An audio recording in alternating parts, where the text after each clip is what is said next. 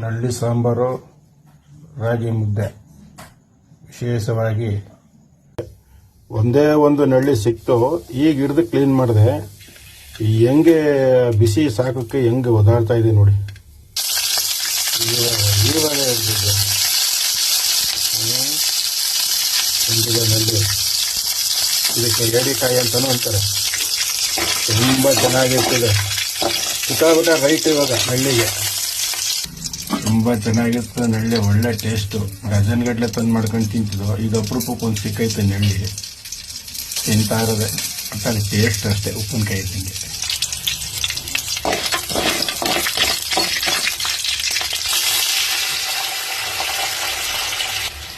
ನೋಡಿ, ಎಮರ್ಜೆನ್ಸಿ ಅರ್ಜೆಂಟಿಗೆ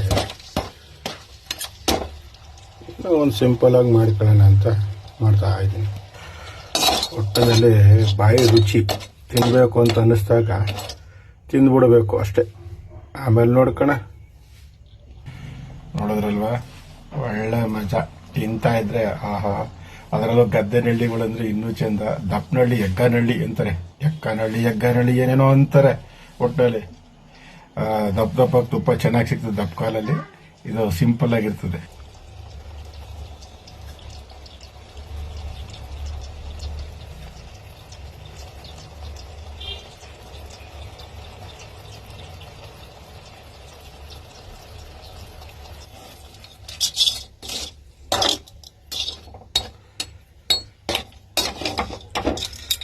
ಇವು ಕಾಲು ಇದೆಯಲ್ಲ, ತುಂಬ ಒಳ್ಳೆ ಟೇಸ್ಟ್ ಬರ್ತದೆ. ದಪ್ಪ ಕಾಲಾಗಬೇಕು, ಒಳ್ಳೆ ರಸ.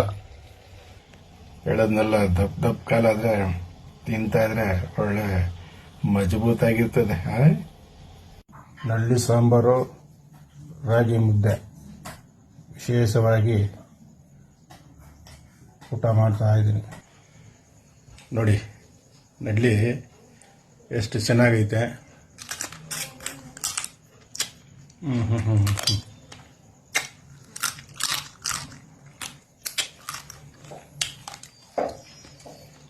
ಸೂಪರ್ ಚೆನ್ನಾಗಿರ್ತದೆ.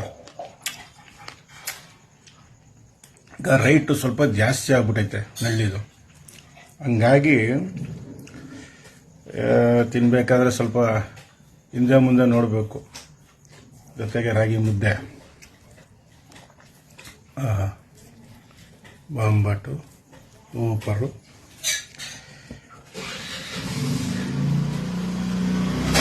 ಸೂಪರ್ ವಾ.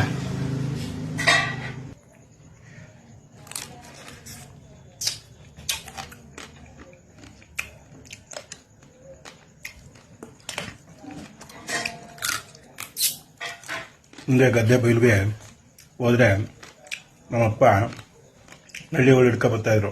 ನಾವು ಕಾವಲಿಗೆಲ್ಲ ಹೋಗುವ, ನಳ್ಳಿ ಹಿಡ್ಕೊಬಿಡುವ, ಕೈಯೆಲ್ಲ ಕಚ್ಚಿಬಿಡೋದು, ಕಡಿದ್ಬಿಡೋದು. ಏನೂ ಮಾಡೋಕ್ಕಾಗಿಲ್ಲ. ಈಗ ಇದು ಕಡಿದ್ಬಿಡ್ತು ಕೈಯ, ಬಡ್ನಿಲ್ಲ. ಅದನ್ನು ನಾನು ಕಡಿತಾ ಇದ್ದೀನಿ. ನನ್ನ ನೀನು ಕಡಿತೀಯ, ನಿನ್ನೆ ನಾನು ಕಡಿತೀನಿ.